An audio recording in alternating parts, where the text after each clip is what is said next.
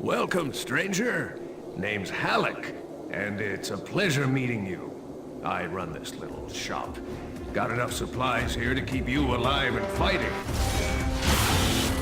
Rage, at its core, is a first-person shooter. These other elements like racing and vehicle combat, they're additive to the experience. But it's important not to get confused by really what we do. We're id, we make first-person games. You know, when you pick up the shotgun and you shoot a bad guy, you know what to expect.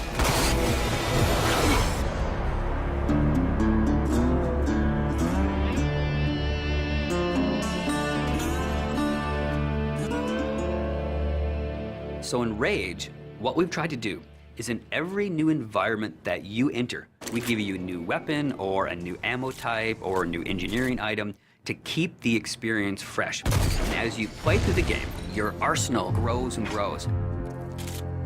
It's a few different elements that really make a weapon good or satisfying. When you hit the fire button, it needs to do something on the other end. And that's where you get the feedback from blowing a head off or seeing a cool death animation. You know, I've always loved shotguns in all of the id games especially. I think if we didn't have a shotgun, a lot of fans would be upset. But the crossbow, because it's so different and so new, it's almost like this utility weapon.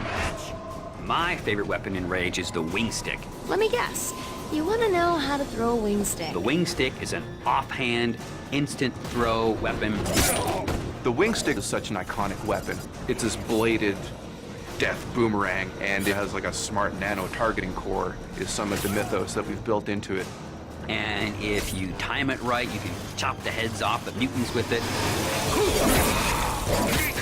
We have these things we call gadgets or engineering items. Things like a little remote control car with a bomb attached to it.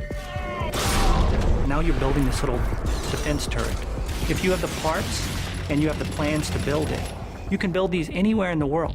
So now you're running around, you're firing, and instead of just tossing a grenade or just throwing the wing stick, you're tossing down a little defense turret.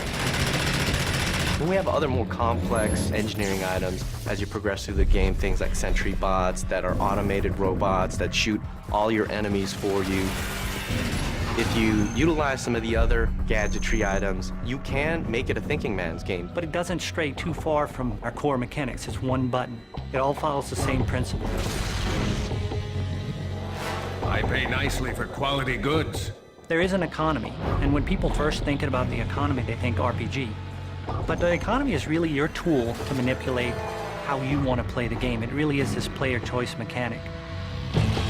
So you're picking up this cash and these other cool items, then you sell it and you pick which ammos you want to buy.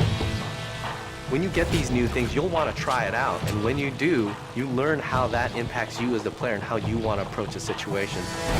But at every step of the way, we never want the inventory to get in the way. It's there for a reason. It always has a purpose, but we still want to stay true to that kind of action.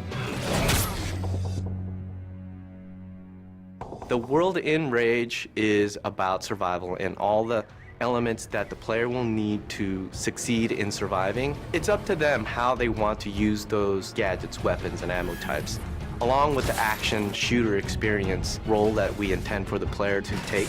We create these different options in the gameplay when you get into an area with all these various implements of death. Or, you know, you may not want to have any strategy. You just may want to kick in the door, pull out your big shotgun, and start blasting away at the bad guys. We really give players the opportunity to engage the enemy AI in the way that's best for them. And we feel that that adds a lot of life and replayability to the game.